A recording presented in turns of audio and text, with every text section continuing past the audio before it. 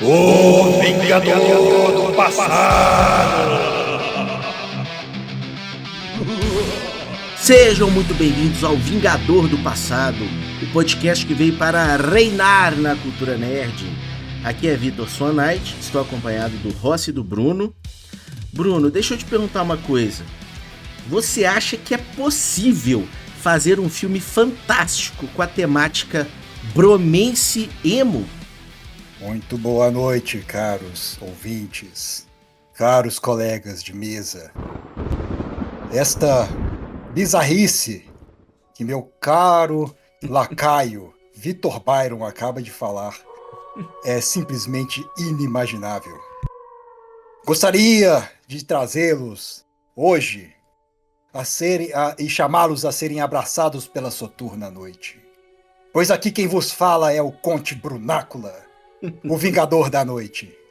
Estou hoje acompanhado aqui de mais um terrível lacaio, Rossi de Bram Stoker, para falar de um filme que não trata os vampiros como fadas cintilantes que voam por aí como vagalumes verdes, brilhando pela noite. Não.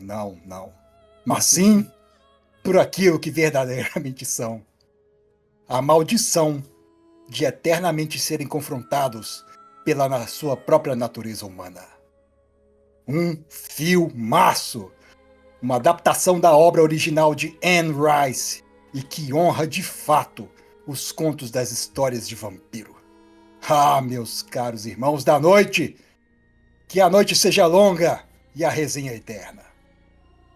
Olha só, a introdução aí é espetacular. Eu mando na piada, o Bruno já vem com clima soturno. Muito bom, gostei. E você, Rossi? Porque Nada, pelo amor de Deus, não me venha mais com vampiro brilhante de bromance, me poupe. Ó, mas a pergunta que eu fiz foi séria, porque eu acho que esse é um filme de bromance emo sim, só que bem feito. Mas, Rossi, deixa eu te perguntar uma coisa. Não acho não, mas tudo bem. Eu acho que o Vitor bebeu uma cachaça e o Bruno tá muito perto da meia-noite, tá ficando perigoso, velho. Vamos lá. Eu preciso me dar aquelas pílulas que o Temer tomou, né, pra poder arrumar minha voz, só isso. Pô, é bom que a gente tá no programa de vampiro e o cara menciona o Temer. Muito bom, muito Exatamente. Vamos lá. É de quarta geração, né? É de não é consciência, cara. Tem que eu, como vampiro, né, brunácula que sou, tenho que respeitar, né, os anciões, só isso. Mas deixa eu te perguntar uma coisa, Rossi. Esse filme, o Entrevista com o Vampiro, que vamos falar hoje, né?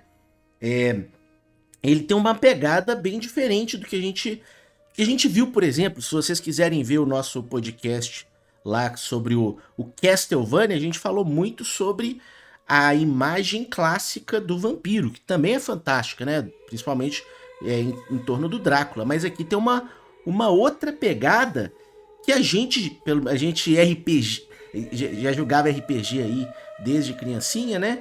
A gente já via uma pegada nesse tom assim no RPG Vampiro à Máscara, né? Você acha que esse pode ser considerado assim, o melhor filme de Vampiro à Máscara já feito? Eu acho que não. O pior é que eu responderia que não. Cara, ele tem algumas semelhanças sim com o Vampiro à Máscara, mas eu acho que isso vem muito da puxada dos poderes, né? Que são poderes da lore vampírica, que o próprio sistema Vampiro à Máscara acabou, né, por aproveitar quando fez o próprio sistema de RPG.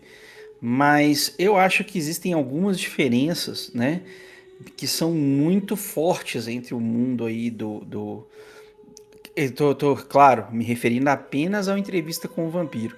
Entre o Entrevista com os Vampiros de Entrevista com o Vampiro, a Sociedade Vampírica e a Sociedade Vampírica de Vampiro à Máscara. Eu acho que se você pegar as obras todas, né, da Anne Rice, a trilogia, né, original, eu ganhei de presente da minha esposa quando a gente, né, tinha acabado de ir morar junto, o Lestat, né, que é o livro que fala da história do Lestat em específico, né, parte depois do Entrevista com o Vampiro, parte antes. E se você também somar com aquele Rainha dos Condenados, né, que também teve uma adaptação os cinemas, aí sim você tem um universo vampírico que se aproxima em mais alguns aspectos do Vampiro à Máscara.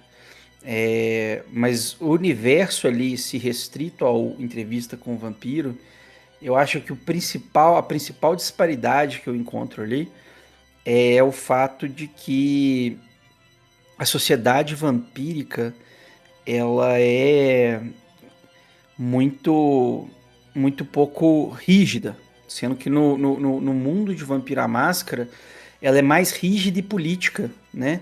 Ela é muito rígida e política. E ali você tem quase que um exílio vampírico, né? Tipo assim, muito difícil durante a jornada do Luis, né? Ele encontra pouquíssimos vampiros e parece que existem, claro, algumas regras, mas seriam quase que como regras efêmeras, né? Tipo assim, uma regra moral e não uma regra realmente, né? Como uma espécie de lei, né? Uma legislação vampírica. Enquanto no mundo de Vampiro à Máscara eu acho que a coisa é mais estruturada. Eu acho que o tema é muito político em Vampiro à Máscara. É um dos focos centrais. Não só a parte da maldição, mas esse amálgama entre a maldição, né, do morto-vivo, a penitência dele, etc., mas também da sociedade vampírica. É muito o centro de Vampiro à Máscara, enquanto eu acho que o Entrevista com o Vampiro ele escolhe retratar o universo e focar muito mais na parte da maldição, da alma do vampiro, né? E eu acho que o próprio Rainha dos Condenados faz um trabalho melhor, como uma espécie de estar mais próximo, se o quesito é estar mais próximo do sistema Vampiro à Máscara, eu acho que o Rainha dos Condenados faz um trabalho melhor.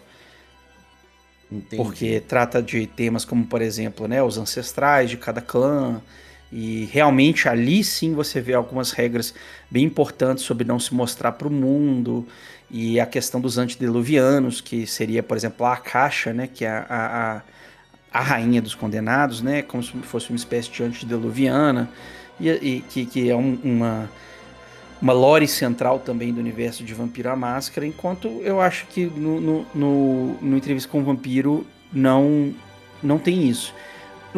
Não é dizer que, né, claro que o Entrevista com o Vampiro não tem nenhum paralelo que pode ser traçado, igual eu falei, até porque tanto o filme quanto o sistema, eu acho que eles advêm da mesma lore vampírica, né, assim, aquela mesma base, né, dos poderes vampíricos,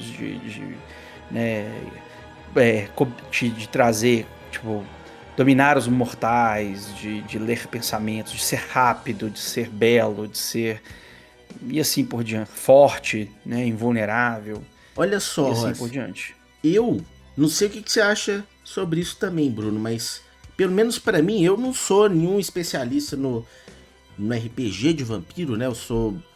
Venho muito mais do Dungeons and Dragons mesmo e tive poucas experiências com o RPG de vampiro. A mais profunda delas numa brilhante mesa aí que o Bruno mestrou pra gente, né, Rossi? Nós dois lá jogando, né?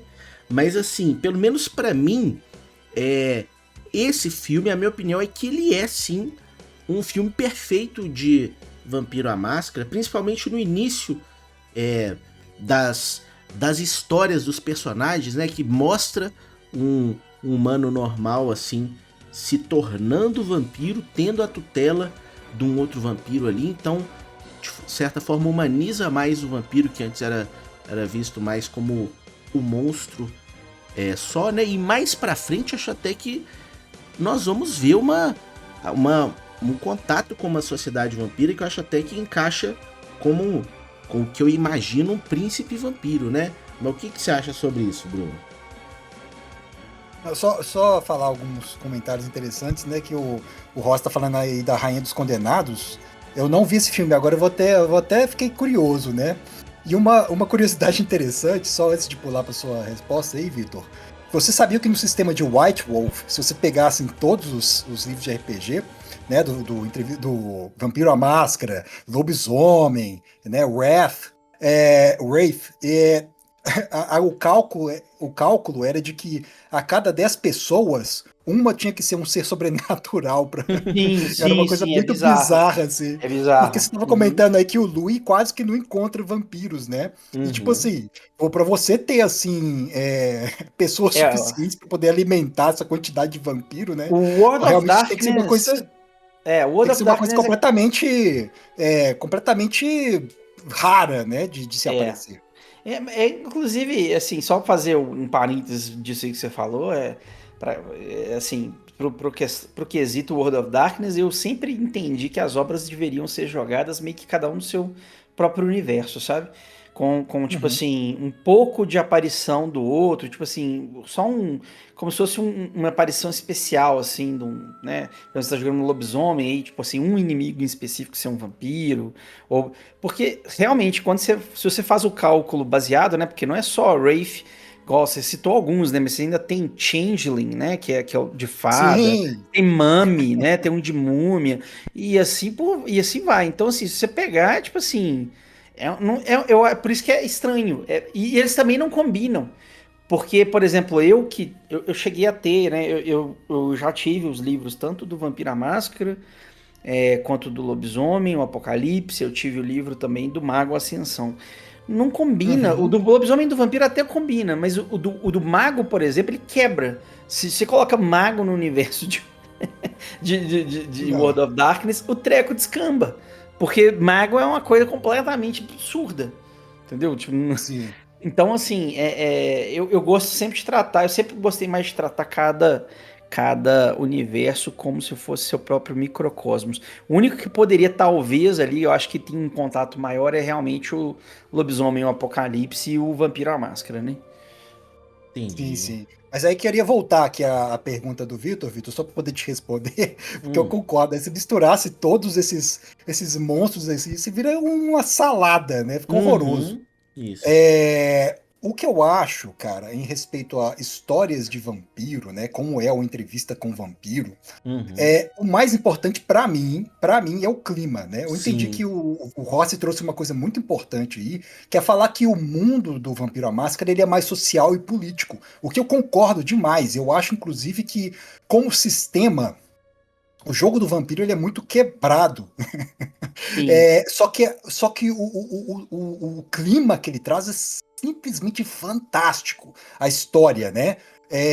E por isso que eu acho que a forma como o Entrevista com o Vampiro é feito, o filme, e a forma como a Anne Rice traz esse mundo é simplesmente fantástico, mas não é porque ela segue exatamente a história do Vampiro à Máscara, obviamente que não. Mas porque ela consegue trazer um clima que eu acho que tem nos jogos de vampiro também, que é Isso. um clima de. É um peso, cara. O filme Entrevista com o Vampiro, ele tem um peso desde o começo, né, cara? Porque Sim. Uhum. o vampiro, ele não é um personagem qualquer. Ele é um monstro que vive por séculos. Então você tem que imaginar o seguinte, cara, um monstro que vive por séculos, ele tem que ter uma história pesada. Porque qualquer Uhum. pessoa que, sei lá, dedicar 20 a 30 anos de sua vida para ser especialista em qualquer coisa que seja, em qualquer área que seja, um filósofo, um matemático, você vai ser especialista naquilo, sabe? Uhum. Então um monstro que tem um peso filosófico, existencial, mental, né? Até assim, intelectual, como pode ser um vampiro, ele tem que ter uma aura pesada. Isso. E o filme do Entrevista com o Vampiro traz isso de uma maneira brilhante para mim. É por isso que eu acho esse filme simplesmente sensacional. Inclusive, já vou dizer aqui que eu acho que o único erro do filme do Entrevista com o Vampiro é um só, cara. É Hum. porque ele é muito curto. Ele é muito pequeno. Se fosse 4, 5 horas de filme, eu assistiria o filme facilmente, mais umas boas 3, 4 horas. Podia ser uma série. Que filme brilhante, cara. Eu É, acho que, assim, foi uma pena eles não terem adaptado os outros, né, sim. da saga de uma forma tão... Porque, inclusive, o Rainha dos Condenados, quando ele foi adaptado, ele não é tão bom, tá? Eu falei que ele é uma melhor para mim paridade com o sistema Vampiro à Máscara. Não necessariamente, eu acho Uhum, Entrevista com o Vampiro um filme 1000 vezes melhor, né? Um filme de vampiro 1000 vezes melhor e Uhum. um filme em geral 1000 vezes melhor. Mas eu acho que se tivesse sido adaptado tanto o Lestat, quanto o Vampiro à Máscara, quanto o Rainha dos Condenados, que é a trilogia, né, e não só assim, na mesma época, sabe, com a mesma vibe, seria muito É interessante. porque eu acho que o Rainha dos Condenados, ele é um pouco depois, né? Eu não assisti, mas acho que ele é do início dos anos 2000, né?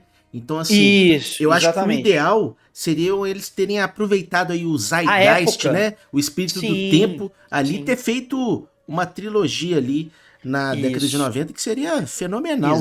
Fenomenal, Inclu- exatamente. Inclusive, uma E, curiosidade, que quando saiu o casting, né? Porque o casting é estelar, né? Tem o, Estelar, sem tem o dúvida. Brad Pitt como Louis, o Tom Cruise como Lestat, né? A Kirsten Dunst como Cláudia, ela novinha, Isso, né, ali no início da carreira. isso. E quando saiu esse casting Antônio do Bandeiras como como Armand, o Armand, quando né? saiu esse casting, a Anne Rice, ela falou pros fãs não irem assistir, porque ela achava que o Ó, Tom Cruise seria péssimo como Lestat, queria estragar a obra dela. Aí depois, quando ela nossa. viu, ela achou espetacular, tanto que ela chegou a publicar em jornais e mandou carta pro Tom Cruise pedindo de desculpa, falando que foi brilhante, que não conseguia mais ver o Lestat diferente do que ele interpretou. Olha só que bacana. É Não, cara. porque é porque o Caralho, Tom faz todo Cruise, sentido. mas é porque você pensar, é igual, vou ser bem sincero, eu não sou nenhuma Anne Rice, mas quando né, eu tinha um asco, né, nem asco, asco é muito forte, preconceito. Tinha um preconceito com o Leonardo DiCaprio, por exemplo, por causa de Titanic. Eu falava assim, esse ator, tipo assim, eu vi Titanic e falei, não, mas que, né? Ah, rolava também negócio assim de. Tinha minhas primas, por exemplo, colocavam o cartaz dele na porta do quarto. Eu olhava assim, pelo amor de Deus, esse cara aí. Tinha um Pois pouco é. disso também. Agora, ele é um ator com. O Leonardo DiCaprio é um dos maiores atores que eu já vi. O cara tem ele me provou errado, os filmes dele, tem filmes dele sensacionais. Lobo de Wall Street, o próprio. Os Infiltrados, fantástico. O cara tem um range. E o Tom Cruise é igual, cara. O Tom Cruise, ele é um ator, né, que ele foi lançado como ator de ação, então isso com certeza deve ter criado um preconceito na Anne Rice. Falou, não, esse cara só sabe ser o clichê de ação. Só que, velho, quem já viu outras obras do Tom Cruise, o Tom Cruise tem um range, né, tem um alcance que, meu Deus, velho, é um dos maiores atores que eu já vi. Não, É o assim, Tom Cruise. tanto o Tom Cruise como o Brad Pitt, eles são bons atores, é claro que não Sim. são do nível do Leonardo DiCaprio, só que eu acho que nesse filme especificamente, na minha humilde opinião, são as melhores atuações dos dois. Me desculpa, eu discordo de você. Eu acho que o Brad Pitt eu concordo. Ele não é do nível do Leonardo DiCaprio, não. O Tom Cruise é. O Tom Cruise, pra mim, ele faz o que ele quer fazer e ele faz muito bem, velho. É uma coisa sensacional.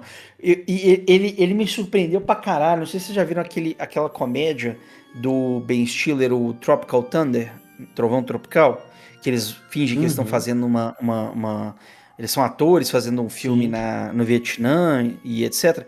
Cara, o papel do Tom Cruise, velho. O pessoal mesmo que fez esse filme fala, velho, a gente não acreditava que aquele era o Tom Cruise. Tipo, é um personagem, é um cara que consegue fazer um drama, que consegue fazer uma ação, que consegue fazer um Lestat, que consegue fazer um cara igual do Tropical Thunder, que é uma comédia. Velho, ele é o cara, é o homem das mil faces, que é o que se espera de um ator. Então, pra mim, ele é nível Leonardo DiCaprio. Mas só uma talvez coisa. não tenha sido dado oportunidade de participar de projetos igual o Leonardo DiCaprio foi. Só uma coisa, quando você falou que discorda, pra tirar a ambiguidade, você discorda só do fato de eu não achar que eles estão no nível do Leonardo DiCaprio, ou você também discorda que o Lestat não é a melhor atuação do Tom Cruise? Eu discordo de que o Tom Cruise não está no nível do Leonardo DiCaprio. O Brad Pitt eu concordo, que ele não tá. Só isso. Então, pra você, o Lestat também é a melhor atuação, é o melhor papel que o Tom Cruise já pegou? Melhor execução dele, ou não? Não acho a melhor execução, mas eu acho talvez o personagem que eu mais gosto que ele já fez. Entendi. Não, com certeza foi Missão Impossível, né?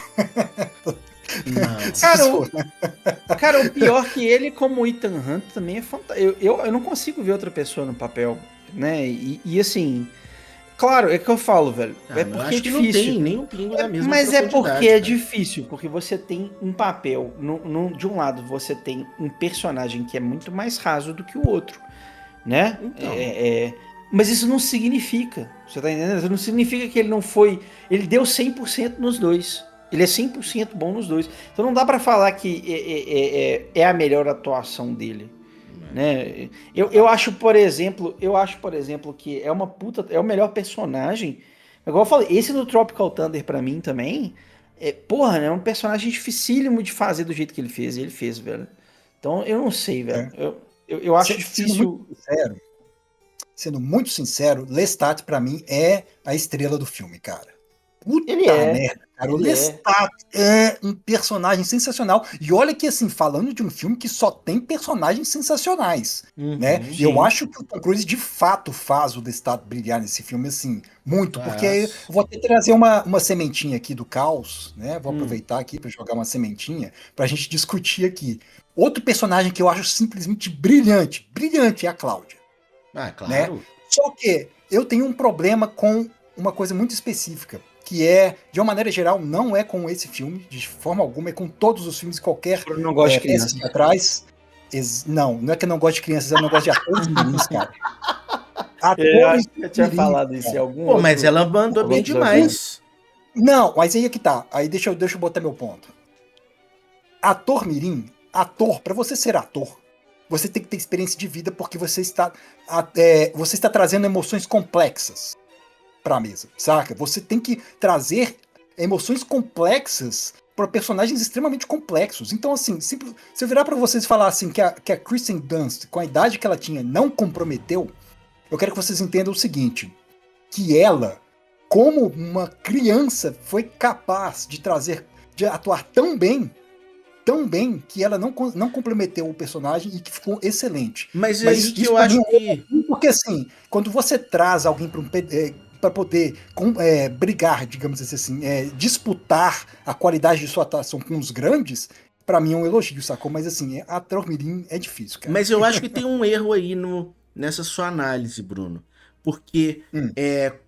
o papel final que você enxerga ali no filme pronto, né? De cada personagem, é um trabalho conjunto do ator e o diretor. E o diretor que sabe fazer muito bem, direcionar o ator mirim para representar aquela cena, ou mesmo o ator mirim não entendendo que é aquela cena, mas ele consegue instruir para que transpareça que é aquilo, porque no final a atuação é um fingimento, não importa se o ator mirim não entendeu a cena, o que importa é que, dirigido pelo diretor, né, no caso aqui é o Neil Jordan, né, nunca nem vi outro filme dele, mas nesse filme eu achei brilhante, mas aí tem alguns diretores que conseguem fazer o ator mirim performar muito bem ali no filme, que eu acho que é esse caso, né.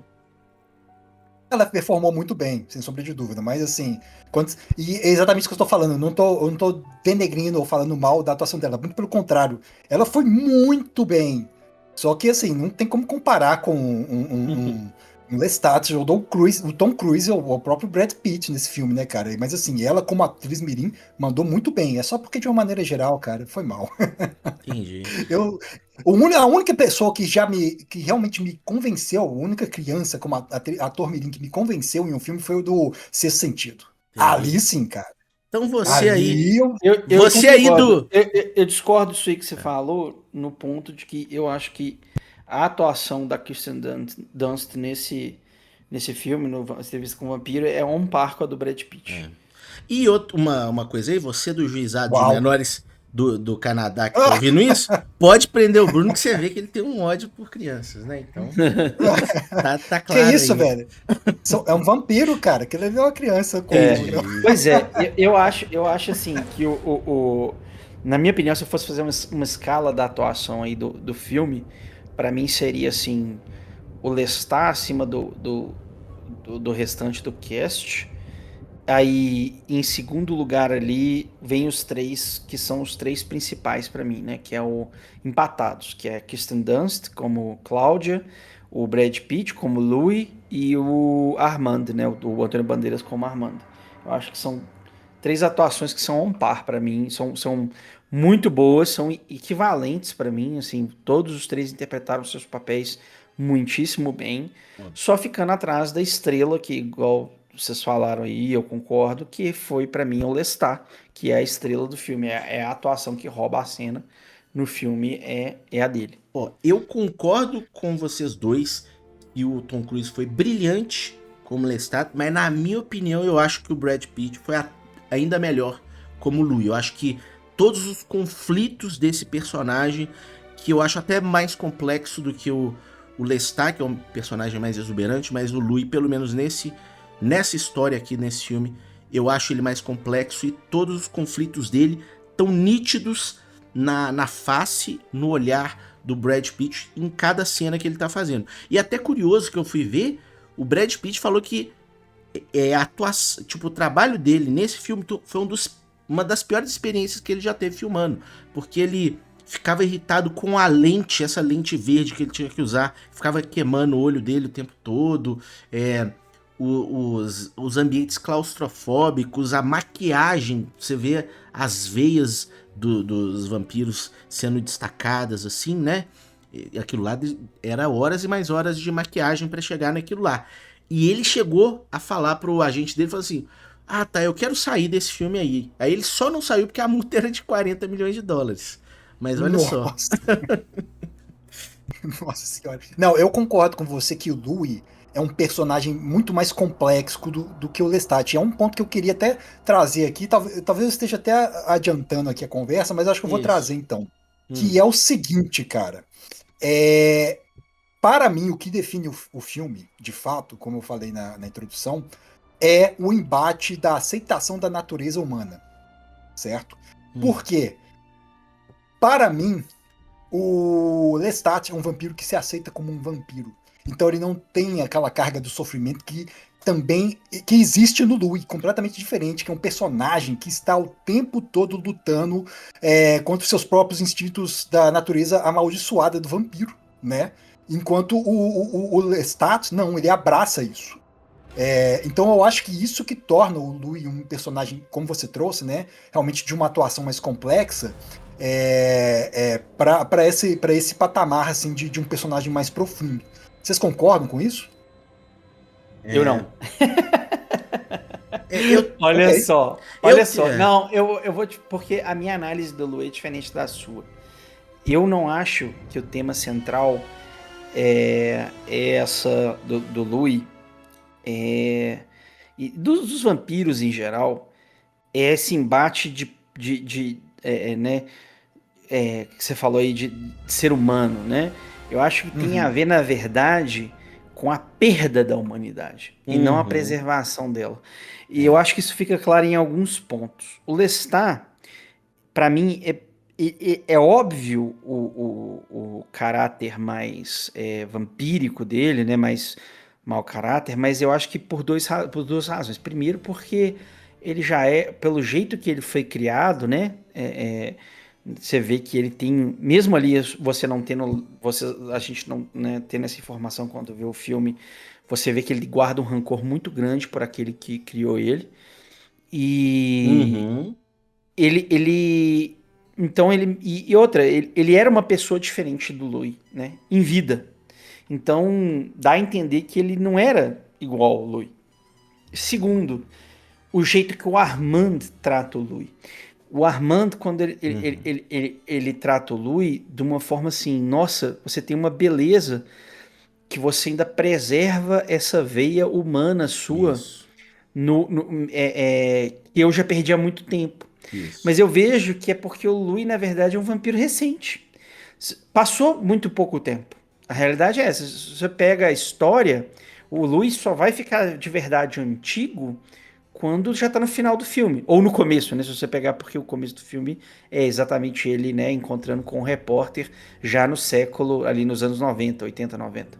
Então, assim, mas até antes dali, durante toda a história mesmo, né, que ele vai contando pro repórter, ele é um vampiro muito recente para padrões vampíricos.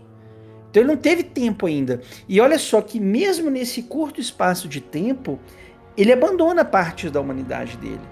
Quando, por exemplo, no começo a gente vê esse conflito muito grande que ele tem de que ele não quer se alimentar de pessoas, né? Ele começa a se alimentar de ratos e galinhas e animais. Só que quando eles vão viajar, os três, né? Quando a Cláudia é criada, depois que a Cláudia é criada e tudo mais, ele perde aquilo. Tanto que quando o Lestat conta pra Cláudia que o Louis costumava comer ratos e tal, ele até brinca com ela, faz a brincadeira, não, mas isso foi há muito tempo atrás. Ele dá a entender o quê? A partir dali, velho, ele alimentava de gente. De gente. Sim. Agora, Sacou? Então, assim, eu não acho Eu que... tenho. olha só, pera Eu não aí. acho, eu não acho que é o Louis tentando se agarrar à humanidade dele. Eu acho que o Louis, ele só é muito jovem. No começo ele tenta se agarrar, mas depois de um tempo é só o quê? Você vê aquela transformação do vampiro, que normalmente um vampiro que é humano quando ele é criado, um vampiro que tem mais morais, que tem um espírito mais bom, né, vamos colocar assim, uma essência boa, quando ele é transformado em vampiro, ele tem um início de rejeição ali muito forte. Mas aquilo ele vai sendo deteriorado com o tempo. E vai ser deteriorado com o tempo. Olha só, eu tenho. Eu queria falar sobre essas coisas depois. Eu vou deixar você falar agora, Vitor, só porque eu tenho um bocado de coisa pra falar não, sobre eu também essa fala tenho, do mas, Vitor e o Rossi. mas eu acho que nós estamos passando muita coisa pra frente. Eu acho que esse filme, ele, se você mastigar ele com cuidado, tem coisas muito profundas. E eu acho que já começa na primeira cena. Ali, já com o Louis contando sobre o episódio da transformação dele em vampiro, né? Que o filme começa ali...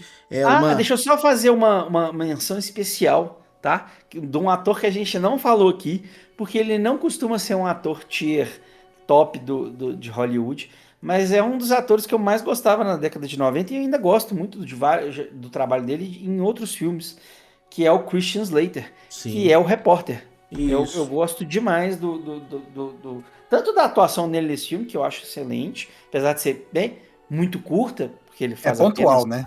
É pontual, como eu acho que em outros filmes, fica a dica, eu acho um ótimo ator. Mas ator. O filme começa ali num ambiente urbano, noturno ali. Eu acho que ali já me pega na ambientação dos jogos de vampiro completamente ali, mesmo que ainda antes de aparecer vampiro, né? Só aquele ambiente noturno com a trilha sonora meio trazendo aqueles tons do Drácula que você falou no episódio de Castlevania, né, Bruno? Eu acho que ali já pega a atmosfera do ambiente de vampiro, né? E tem esse jornalista, na verdade, o Louis, né, que é um vampiro, ele se deixa ser seguido pelo jornalista até um quarto e vai relatar a história dele, por isso entrevista com o vampiro.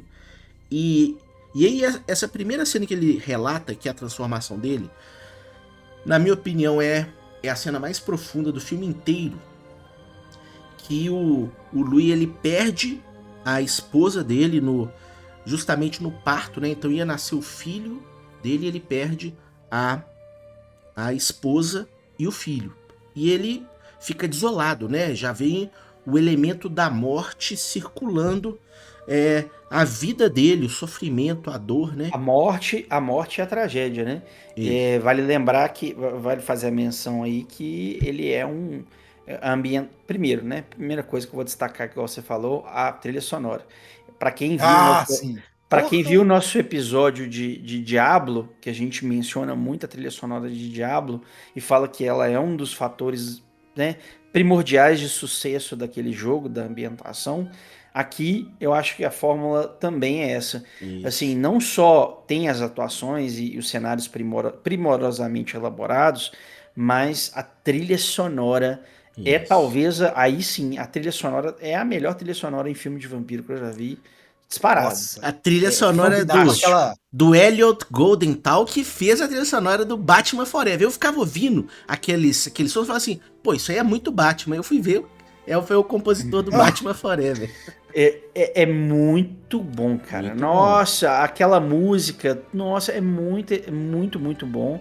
E é para ambientar o nosso, né, espectador aí que relembrar, né, aqueles que, não, que já assistiram ou lembrar, mencionar para aqueles que ainda não, para acompanhar essa jornada nossa. O início do filme, né, igual o Vitor falou, é ele com o repórter já aí no mundo moderno. E quando ele vai relembrar a transformação dele, né, essa perda da esposa, do filho e etc., ela se passa no início da colonização ali americana, né? Ele está em No Nova sul, né? Orleans, ele é exatamente Nova Orleans, né? Que é ali do lado da Flórida, e que era uma região muito de plantations, né? Que são as grandes É. fazendas, plantações. E ele é um senhor de terras, ele é um nobre, Senhor né? de Um nobre para escravos os também. padrões. Porque era comum, ainda mais que ele É. estava no sul americano, né? Uhum. Mas você vê ali, ele é um abastado, ele é uma espécie de nobre. Ele não é nobre no título, né? Não é Sir Louis nem nada do gênero, no Lord Uhum. Louis, mas é porque não existe. Mas ele é como se fosse o mais próximo de nobre que existe na América, que inclusive era conhecido como Mundo Novo. Que É isso vai bem, ser bem mais para parecido, frente explorado, bem né? parecido também como que era ali no Brasil nessa época, né? Então esse sul dos Estados Unidos, pelo menos acho que tem muito a ver com como que foi o passado do Brasil também, né? E eu acho curioso, essa cena aqui eu acho a mais impactante. Assim, não a mais impactante, mas a mais profunda do filme, que é o Louis, ele tá ali não sei se é um bar ou se é um bordel, jogando carta e Provavelmente os dois juntos, né? é, Era muito comum. Você tem que pensar, igual eu provavelmente. falei, por isso É, que eu falei que é importante a ambientação, como ali é um Estados Unidos, né? Que eles chamam inclusive de mundo novo, é uma época assim, bem colonial, né? Ele tem um desenvolvimento muito baixo. Então, por exemplo, você vai ver que não parece que é um lugar enorme. Parece que é tipo assim, era o bordel do lugar inteiro. Era Uhum. bar, bordel e É. porto e tudo junto, entendeu? Ali. Aí outra coisa também que provavelmente é ambientou, aquela bagunça ali. outra coisa que provavelmente ambientou mais pra mim do que pra vocês, porque pra mim esse é um filme que eu só assisto dublado. O ator que faz o Louis, por exemplo, é o Sério? Marco Antônio Costa, que é o ator, o dublador do Yomi em Yu Hakusho. Tem vários, o dublador do Yusuke também é o do Arman, tem uns caras foda aí também. É Eu já espetacular. vi esse filme dublado, mas legendado ele é melhor. Não vou Mas, Eu concordar não. aí nesse ponto, não. mas assim, Também. ele tá ali nessa cena do bordel e ele vence o cara. Eu acho que ele tava roubando, né? Porque acho que ele tira mais as do que é possível tirar no baralho. E o cara lá, o pessoal já meio alcoolizado, né? O cara empurra a mesa e saca a pistola apontando pra ele. E ele abre a camisa dele falando, "Ah, termina com isso, né?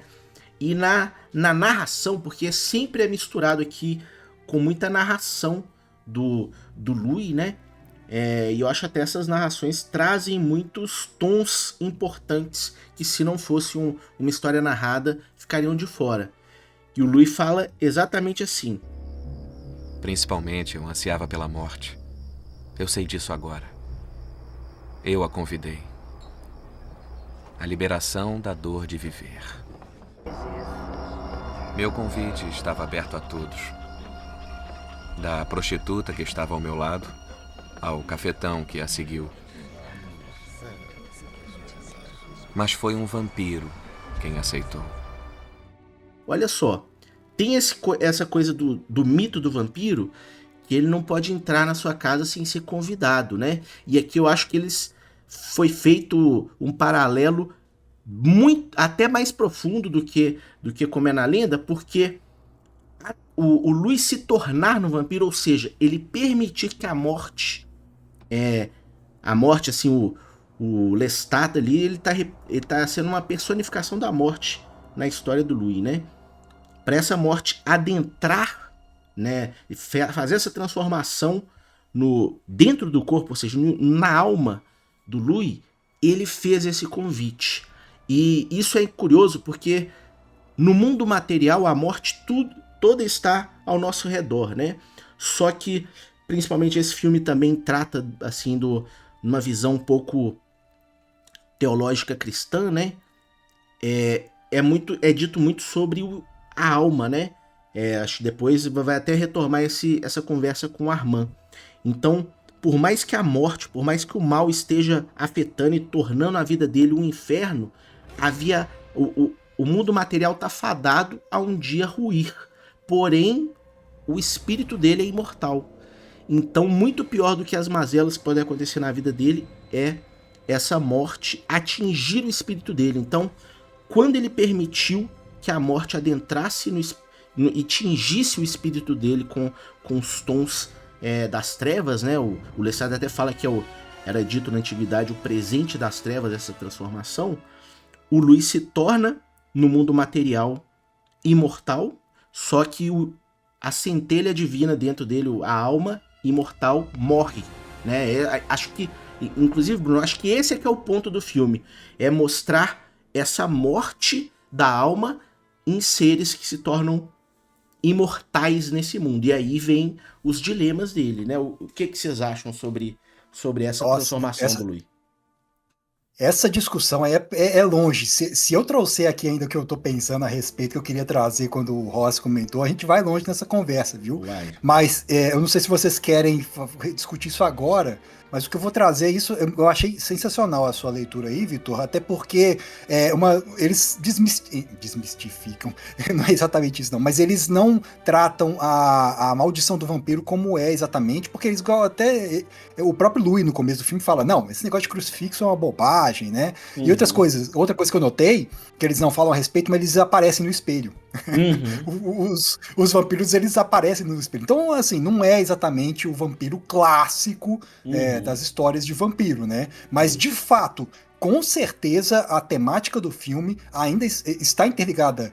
É porque uma coisa não substitui a outra, né? Quando eu falei que tem a ver com a aceitação da própria natureza vampírica, isso está diretamente associado à perda da humanidade e à perda da sua alma, né? Tudo isso está relacionado, na verdade. Por quê? Porque, no fundo, o que é que nos torna humanos? Porque quando você fala humanidade, parece que é só coisa boa. Não. Quem foi que disse que o ser humano também não é um predador? Ou que há coisas negras dentro de todos nós? Sabe? Então eu acho que essa discussão ainda vai muito mais a fundo nesse sentido. Sacou? Por isso que eu acho que, assim, no final das contas, a gente tá conversando sobre a mesma coisa. A gente só tá usando palavras um pouco diferentes para poder falar a respeito disso. Uhum. Eu vejo eu acho que foi muito, muito interessante essa sua análise, Vitor, fazer esse paralelo com a permissão do vampiro de entrar e etc. Apesar de eu achar que isso, assim, eu sempre tomei essa parte mais como uma coisa do Lestat e não uma coisa dos vampiros. Porque o Lestat, ele menciona por diversas vezes, inclusive após, né, aquela famosa frase que ele repete pro Louis e que ele repete pro entrevistador no final. Ele, né? Exato. Ele só transforma pessoas que estão em desespero e que já estão predispostas, ele só faz essa oferta, pessoas que já estão predispostas a se tornarem vampiros. Né? Ele não pega ninguém e transforma de sacanagem. Vamos colocar assim, entendeu? Eu tô ele vai e... Assim, o repórter no final do filme, ele tá disposto porque ele fala pro Louis. E o Louis ali, ele tá disposto porque, igual ele falou, ele tava com um comportamento autodestrutivo e o Lestat dá a entender que ele já tava observando o Louis há mais tempo. E então ele tava ali vendo esse comportamento autodestrutivo, vendo esse desespero. Então falou, esse cara vai topar. Então eu vou dar a oportunidade pra ele. E eu acho você também... falou que ele não faz isso por sacanagem, mas é uma sacanagem, né, cara? Mas ele não faz isso do tipo assim, ele não pega uma pessoa que nunca iria querer se transformar num vampiro. Não, sim, foi só uma piadinha. Entendeu? A escolha que ele deu pro transforma, Louis né? já foi na hora que... É claro que o Louis convidou e ali trouxe a atenção do Lestat pra cima do Louis, né? Porque o Lestat, ele é aquele cara que é seleto no cardápio dele e fica fascinado e vai atrás daquilo que ele deseja, né? Mas a hora que ele deu a escolha pro Louis era ou morrer ou se tornar vampiro, né? Mas é porque o Luiz já queria morrer, né? É, Assim, ou você realmente quer morrer? Então morre aí, Exatamente. ou então vira um vampiro. mas o que Inclusive, eu disse, eu acho Rossi, que é um jeito de ridicularizar, eu acho que é um taunt que ele dá, você tá entendendo? Sim. Porque se você parar pra pensar, tipo assim, porra, Luiz, aí ó, vamos ver se você realmente queria morrer. Então você vai ter opção agora, ou você morre, você vai morrer, ou você vira um vampiro, o que você acha? é o predador brincando com a presa, né? Mas eu acho também que tem muita complexidades aí no Lestat, né? Mas principalmente isso que eu disse sobre o convite, eu coloco na perspectiva do Louis, que é o protagonista dessa história em específico, né? Com ele foi esse dilema, né? Ah, é claro, é claro. Inclusive, eu acho que isso é uma beleza que eu sugiro ao espectador, quando, né, se alguns dos nossos ouvintes for reassistir, ou quem for assistir pela primeira vez, sempre lembrar que isso passa desapercebido quando você, às vezes, fica tão imerso na história, que você não se lembra que quem está contando aquela história é o Louis. Então, Sim. aquilo ali, na verdade, não é nada mais do que uma versão dele dos fatos, Isso. né? Eu Dele do que aconteceu. respeitosamente preciso fazer uma pausa nesse programa e falar o seguinte, caro ouvinte, se você ainda não assistiu esse filme, pare agora! Assista esse filme e depois vem aqui escutar esse Sim. programa, porque, pelo amor de Deus, você está perdendo tempo. Aproveite Essa essa deliciosa sexta-feira 13, temática. Exato. Vai lá e arrasa. Essa é a Dá um escolha que clique não aí, foi dá um nos like. dada, né?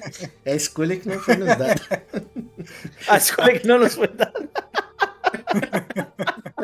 Exatamente. Ai, boa, boa, boa. Mas depois dessa cena da transformação do Louis, começa uma parte que também é difícil pegar cena que não é boa nesse filme, né? Mas a parte do Lestat tentando ensinar o Louis nos caminhos vampíricos é muito interessante, né?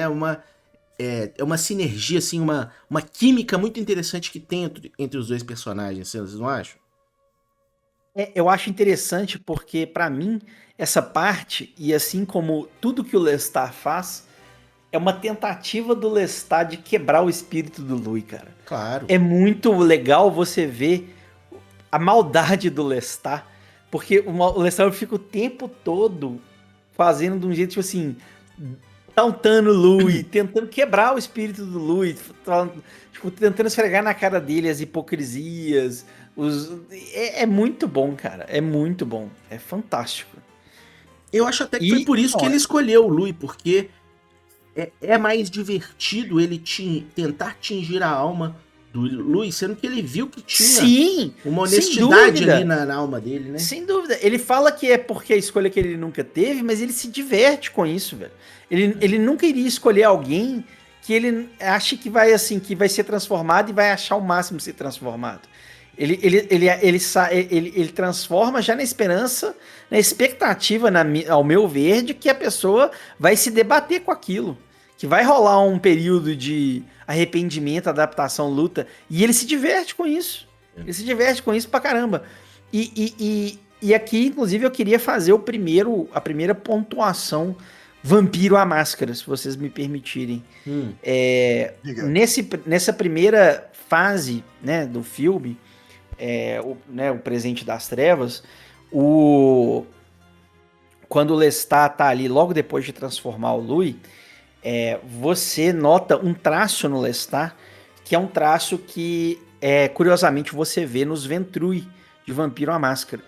Porque os Ventrui, na segunda edição de Vampiro à Máscara, pelo menos, né, que era a versão que existia na década de 90, até contemporânea aí a exibição do filme, pelo menos aqui no Brasil,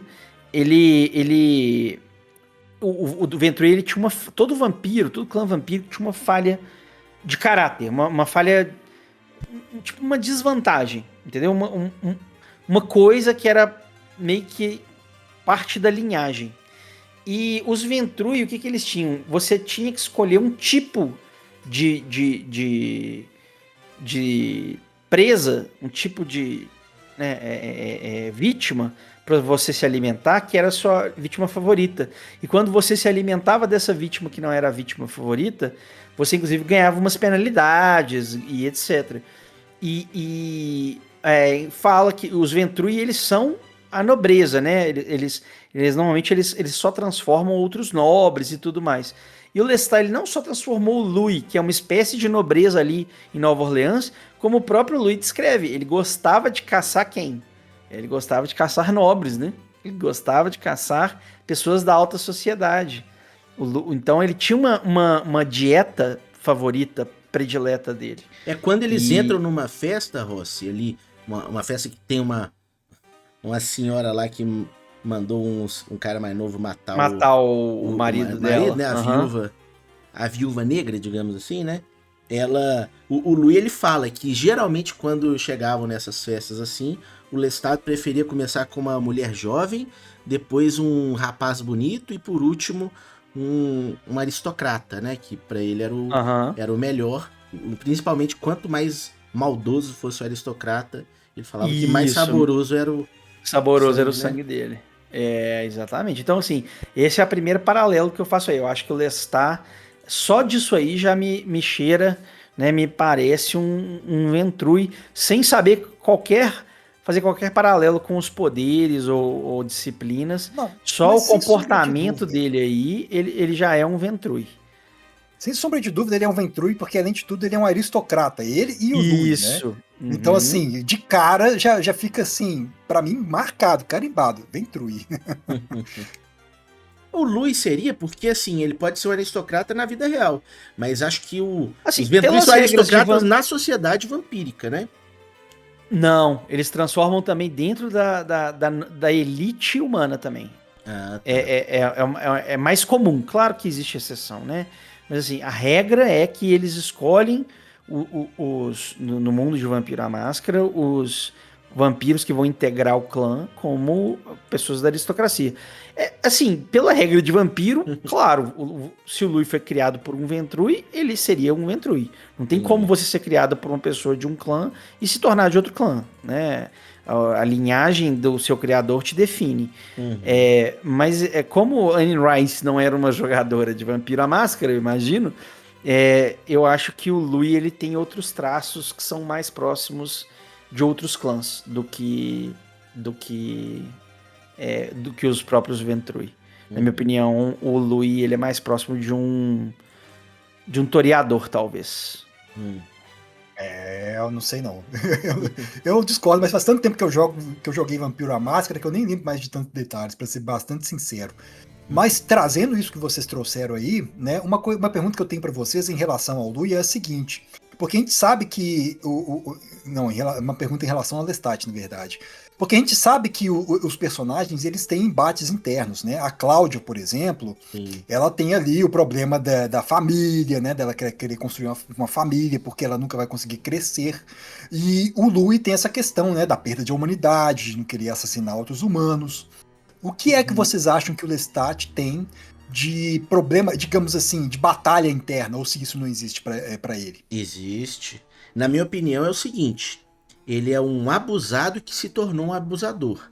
E quando ele se torna esse abusador, eu acho que ele utiliza o narcisismo como a persona externa dele, né? Talvez seja uma forma de escudo, não sei. O filme não mostra o suficiente pra gente ver isso. Talvez o Rossi que tenha lido o livro na perspectiva do Lestat possa trazer um ponto diferente, mas olha só que interessante, bem mais pra frente, o Armand, que conhecia o Lestat, ele fala assim, o Lestat deve ter chorado quando te criou. Então, assim, eu acredito que aquilo lá possa ser verdade, porque eu acho que o Lestat, pelo que eu olho dele, né, do personagem, eu acho que ele seria o cara que ele tem as dores internas dele, principalmente porque tem uma fala dele relacionada à dor, que ele tá falando do Louis, né, porque o Louis ele tem uma resistência miserável, né, a esse caminho que o Lestat tá tentando empurrar ele tenta, tudo que você pergunta pra uma pessoa normal, se tornasse vampiro, você mataria pessoas? Não, eu tentaria pegar sangue de animais, não mataria pessoas e tal. E o Louis, por isso ele tem a parte da humanidade muito forte, porque ele tá tentando resistir a se tornar esse predador. E o Lestat, ele fala, né, naquela cena que ele encontra o Louis escondido no esgoto. Até acho que depois dele ter encontrado com a Cláudia pela primeira vez, né? Que ele fala assim: A dor é terrível para você. Sente como nenhuma outra criatura porque é um vampiro. Não quer que continue. Não. Então faça o que é de sua natureza fazer. E se sentirá como se sentiu com aquela criança nos braços. porque a dor que o Louis sente, né? Que depois vai estar relacionado com o remorso que ele tem mais pra frente. A dor da pessoa, ele, pela empatia dele, ele sente essa dor também, né? E aí que vem a parte narcisista monstruosa do Lestat, essa carapaça que ele fez. Claro que ele tem esses conflitos internos, mas ele constrói uma carapaça pra ele que é monstruosa, que ele fala: O mal é um ponto de vista. Deus mata indiscriminadamente. E nós também. Porque nenhuma criatura sob Deus é como somos, nenhuma tão como Ele. Como nós mesmos. né? Então, aí você vê um aspecto narcisista monstruoso dele querendo definir quem vive e quem morre, né? Mas no fundo tem essa coisa, eu acho que ele também, em algum momento no passado, sentia essa mesma dor do Louis, mas ele superou isso falando assim, não, pra pessoa não sentir dor é só eu eliminar ela, trazer a morte, que é o alívio, né? E não fazê-la sofrer, embora muitas vezes ele é bem sádico, né? Eu acho que, assim, dando uma análise com base no que é contado no livro Lestat, o que acontece, na verdade? O Lestat, ele tem uma... Ele é um narcisista inveterado. E quando ele foi criado, o mestre dele, muito bruto e muito distante, ele tenta instilar, ele tem uma visão do que o Lestat deveria ser. E o Lestat nunca consegue atingir essa visão do mestre dele, porque o Lestat ele é muito mesquinho, ele é muito maldoso, ele é muito despreocupado com a beleza humana, com a vida humana, desde o começo. Então ele é abandonado pelo mestre dele. E ele se sente o quê, então? Um projeto que falhou. E então, o que ele vê no Louis, para mim, é o quê? É a oportunidade de pegar algo que ele acha que o mestre dele acharia. Tipo assim, olha, mestre, eu vou te mostrar que isso que você tá querendo não existe. Que esse vampiro, né, cheio de morais e regras e códigos e condutas, não existe, porque todo humano é mau, é um monstro, e ele pega o ser mais, tem mais morais e destrói aquilo, ele se diverte destruindo aquilo. E também tem a parte do apego, porque como ele é um vampiro que foi abandonado, ele é uma pessoa, um vampiro que foi abandonado pelo criador dele, o que ele mais teme, na verdade, é também ser descartado, que é o que leva ao conflito com ele, com a Cláudia e com o Louis depois. E você vê que ele não larga o pé do Louis. Ele é aquele vampiro que não deixa. Ele fala assim, eu vou ficar aqui do seu lado, você nunca vai me largar, você não vai me abandonar. Ele tem isso também, essa síndrome do abandono. Interessante. E essa parte aí eu acho- dele, ele foi forçado a se transformar em vampiro? Mostra isso no livro dele? Olha, tem muito tempo que eu li, mas salvo meu juízo, sim. Ele não foi escolha. Ele teve dele, uma não. escolha ou não teve? Ele não teve uma Ele escolha. O Marius, né, que é o vampiro que criou ele, não transformou ele só. E pelo que eu me lembro, inclusive, o Marius era aquele que era um vampiro mauzão que vivia fora de uma vila na época medieval. O Lestat foi criado na época medieval, na Dark Ages, e ele simplesmente é transformado, pelo que eu me lembro. Eu não lembro exatamente a transformação assim, dele, não. Pela forma que é o ritual, né, de transformação, em última instância a pessoa tem que escolher beber o sangue, né? Ou não? Ó, você pode estar ali na beira do desespero e eu não lembro se o Lestat tinha, se ele tinha se ele tava pra morrer e o Mário salvou ele, ou se... Eu lembro que, tipo assim, ele foi transformado, salvo o melhor juízo, o Mário se transformou ele como uma espécie de tentar salvar ele. E deu errado, porque o Lestat não era uma pessoa que compactuava dos ideais do Marius. Ele nunca chegou a ser o vampiro que o Marius queria que ele fosse. Né? Ele era ele desde o início, ele nunca viu, eu lembro no livro, ele nunca viu problema em matar pessoas para beber sangue. Então ele teve a escolha de não beber o sangue pra se tornar vampiro, enquanto ele era humano ainda, né? Mas ele tava morrendo, né? Uai, mas pô, ele tinha escolha, morrer ou se tornar vampiro.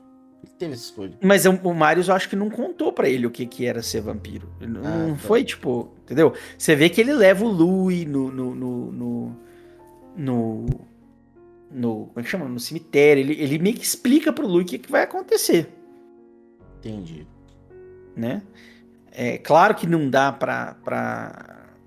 só com palavras descrever, né? Tanto que o Louis direto fala que, né, depois o Louis fica assim, você não era isso que eu pensava que ia acontecer e tal. Ele falou, mas isso aí é problema seu. Eu te falei o que ia acontecer.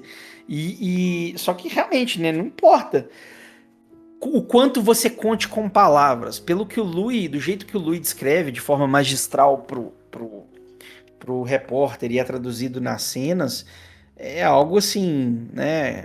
O jeito que o vampiro percebe o mundo é algo que é incompreensível para um ser humano. Então não adianta o quanto você queira explicar. É até aquela cena fantástica da estátua movendo A estátua o olho, se né? mexendo Acho que ele fala assim, é como tentar descrever os olhos de Deus, né? Tipo assim, uma coisa muito exatamente. pesada, assim. Muito Sim. bom, muito bom. É. E é uma engraçado, né? Realmente não tem com que palavras que você vai realmente de fato dar consciência para uma pessoa fazer a escolha. Porque uma coisa muito interessante que eu acho. Pensa você descrever para uma pessoa que nasceu cega as nuances de várias coisas que são só perceptíveis com o olhar. É impossível. Entendeu? Por mais que você descreva bem a pessoa que é cega, que nasceu cega, ela não tem a base para poder extrapolar, para poder ver. Tem certas coisas que são indescritíveis. Entendeu? Como é que você vai deixar qualquer pessoa consciente o suficiente para dizer assim, olha, você quer ser um vampiro? Porque realmente é algo muito incompreensível, né? Agora, uma coisa muito interessante da maldição, porque ser a maldição do vampiro, das histórias de vampiro, que traz um peso muito grande que também vem para cá, que é a questão do desejo de se tornar imortal, a promessa, né? Eu acho que isso também está muito presente no filme. A promessa de ser um vampiro como algo que, assim, nossa, eu vou ser poderoso, eu serei jovem pela eternidade, ou isso também é uma promessa demoníaca, né?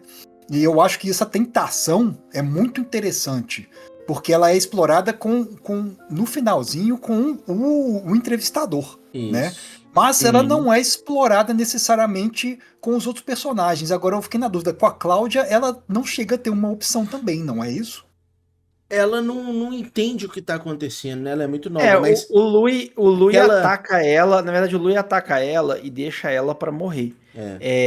Com uma espécie de misericórdia, porque a mãe da Cláudia tinha acabado de morrer ali de praga, né? Pela peste negra. E ela, obviamente, estaria fadada à morte, porque ela é uma criança largada no meio da sarjeta, num bairro condenado pela praga. Ela provavelmente também teria doença e ela provavelmente morreria. Então, o Louis, meio que num ato psicótico de misericórdia, porque ele também estava morrendo de fome, e aí também vem a menção, né, da besta, da sede de sangue, o Louis ataca e suga a Cláudia, e aí só que ele se arrepende no meio do caminho e deixa ela ali semi-morta.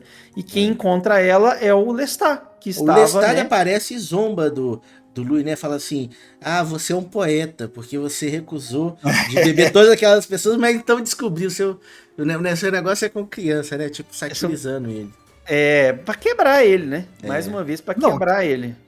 E que cena brilhante, né? Ele começa a dançar. Tá com o cadáver da mãe da Cláudia, cara. É muito bom. Caraca, velho, Ah. que cena sensacional, cara. Sensacional. Fantástico mesmo, né? Mas eu acho que é explorado com mais pra frente uma mulher que a Cláudia vai escolher pra ser Sim. tipo, a boneca dela. Ela é explorado ali a escolha, né? Ela enxerga que ali vai trazer uma vida menos miserável pra ela, né? Mas isso é bem mais pra frente com o jornalista mesmo, como o Bruno falou, que o Luiz ele fica indignado, falou assim, que isso, você não tá prestando atenção no que eu tô falando? Que é aí que eu acho que é o centro do filme, É. é essa morte da alma, né? Exatamente. Tipo assim, você não prestou atenção que isso aqui é uma história trágica e não uma história de poder. Essa não é uma história do quão é fantástico você atravessar os séculos e ver gerações e mais gerações. Não, isso é uma merda e você tá morto. Você é aquilo que a gente vai trazendo, mas é porque as coisas vão linkando, né? É muito bom porque os dilemas, eles casam, eles conversam o filme inteiro, né? Sim. Na hora que o Louis, ele fala pro Arman, lá no final, Sim. ele fala assim, eu tô morrendo. Ele falou, não, você já tá morto. Então, assim, na Isso. verdade, os E vampiros é são o- só o- sombras do que eles eram em vida. Velho, eles são o corpo que perpetua, mas igual aquele conceito da alma humana, ela morre. Então, eventualmente, à medida que os séculos vão se passando, eles vão desgastando e perdendo a humanidade deles por completo, no final o que sobra é só um ser que sobrevive, é um monstro. E não um ser vivo com paixões, ideais, criatividade, né, que são coisas que denotam Então, é uma existência vazia em muitos aspectos. Sim. Então é uma maldição, não- por isso é uma maldição. Vocês não acham que seria interessante, assim, em relação a essa questão da maldição? Eu concordo, de fato, e o próprio Louis no final também, né, já que a gente trouxe, ele fala assim, né, que o que fica ali é a casca, né, porque por dentro ele morre, se torna vazio, né? Então a maldição não seria de certa forma também, porque assim, quantas e quantas pessoas também não se sentem isso? Será que ser vampiro também não é a maldição de ser demasiadamente humano? É isso que eu acho que é interessante e poético do filme, sabe? Porque os vampiros, em essência, acabam se tornando aquilo que há de pior no que os humanos podem ser. Não, eu realmente já não vejo assim. Eu vejo como se fosse realmente uma questão dele ser um humano vazio. Porque você tem que pensar, assim, minha concepção, e eu acho que também é a concepção que o filme tenta trazer, é que os nossos, por exemplo, ímpetos criativos vêm da nossa alma, da nossa capacidade de sentir dó, de sentir piedade, da nossa mortalidade, do nosso medo de morrer, do nosso... Então, assim, é uma coisa que está ali ligada a um aspecto meio intangencial ali do ser humano. E o vampiro, nesse filme, na minha opinião, ele perde essa coisa. Então, o vampiro que não consegue sentir, se você não consegue sentir, como que você consegue criar? Como que você consegue... Se você não consegue sentir dor, alegria, tristeza, felicidade como um ser humano, como que você vai exprimir isso para transformar numa obra, seja literária, seja... Entendeu? É como se a comida já não tivesse gosto, a bebida... Entendeu? É uma vida vazia, e aí é um ser vazio. É um ser que o que resta ali no final é só um monstro que está ali vivendo uma era após a outra, se alimentando.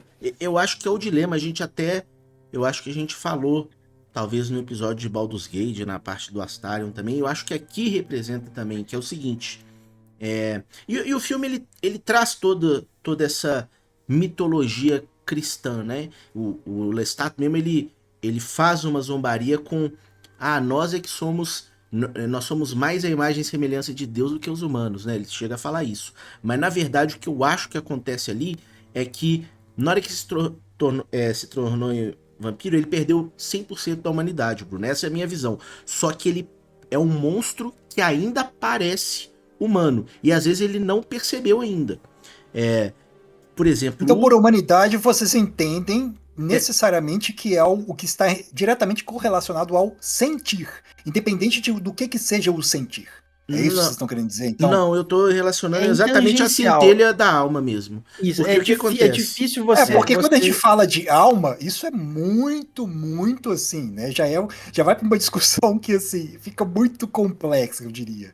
É. Porque o que é alma? Aí a gente vai para um lado Sim. filosófico que Mas se você vê, intangenciável. inclusive, um outro paralelo que a gente pode fazer com o Vampiro à Máscara é esse, né? Porque o Vampiro à Máscara ele tem um atributo chamado humanidade, que é Uhum. exatamente o Exato. tanto que resta da fagulha humana dentro de você. Ou seja, o quão próximo você tá ou não de entre besta, ali uma linha, né? Como se tivesse num grau entre a besta, que é o monstro que habita dentro de você agora, né? O aspecto amaldiçoado, e o ser humano, que um dia você foi.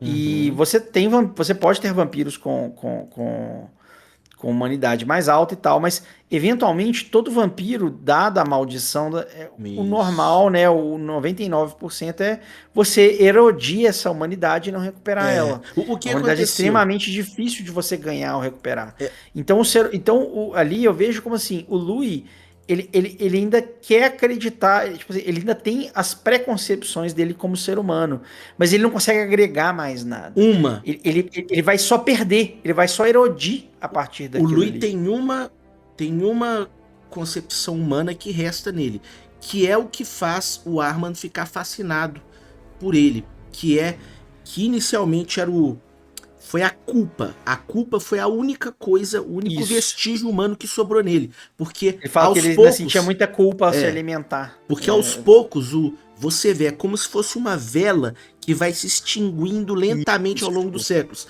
Porque tem uma Exatamente. cena que o Lestat ele tá se alimentando de duas garotas lá, e o Louis ele tá incomodado com aquilo, ele tá na varanda, e quando ele volta, ele achou que o Lestat já tinha terminado.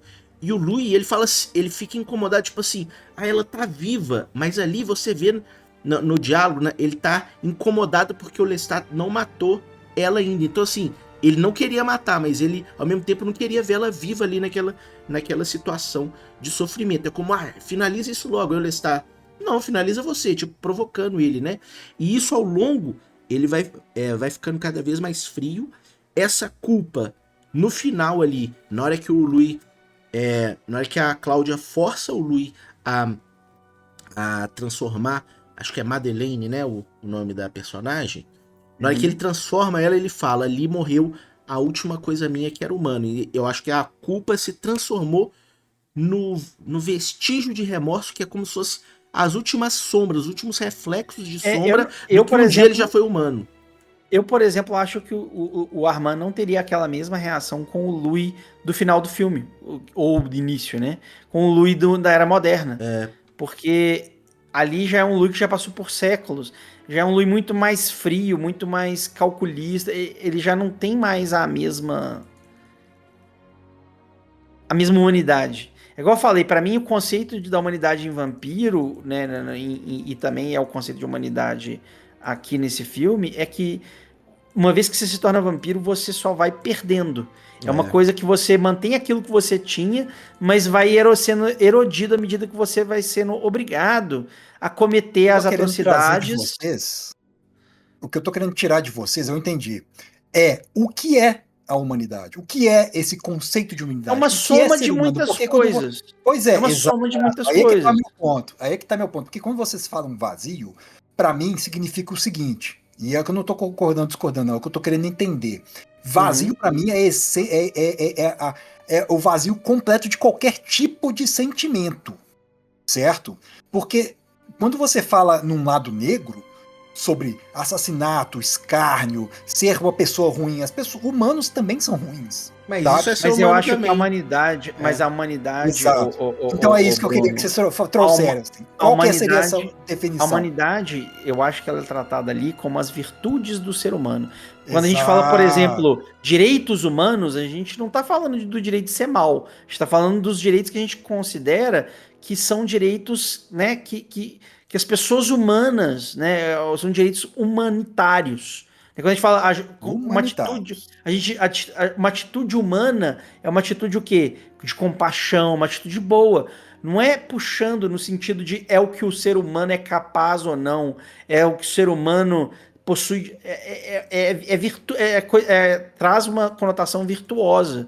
Então não é uma, não é, ele deixou, tanto que o Lestat tem sentimentos no sentido de ele é mesquinho, ele é maldoso, ele é sarcástico, ele Mas eu se acho, diverte com a dor dos outros. eu Isso acho, tudo Bruno, são coisas que o ser humano também é capaz, mas não é o que ele quer dizer quando você fala em humanidade. Bruno, eu acho né? que não tem como Exatamente o meu dissociar ponto. nessa história. Nessa história, eu acho que não tem como você dissociar do que é ser humano de ser um ser com a casca mortal e com a centelha interior imortal. E o vampiro é exatamente o negativo disso. Ele é por dentro vazio, só que por fora uma E de se casca imortal. importar, eu acho que se eu pudesse sintetizar, seria se importar. Porque é o seguinte, por mais que uma pessoa pode, às vezes o cara vai, por exemplo, o assassino vai matar a vítima para roubar ou etc. Aquilo ali, ela se importa com aquilo, ela faz um julgamento e aquilo vai ter um peso sobre a pessoa.